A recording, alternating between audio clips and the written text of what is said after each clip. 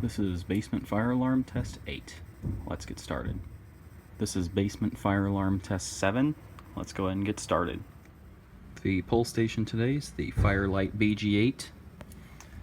And right up above it we have the Gentex GOS. The GOS is on 2400 Hertz continuous, low volume, and it is actually really quiet. Here we go.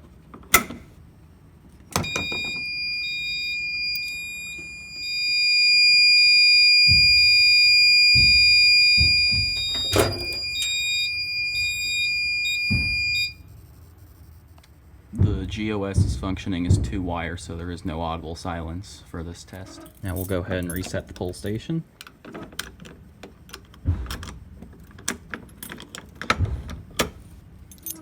And we're ready to reset the system.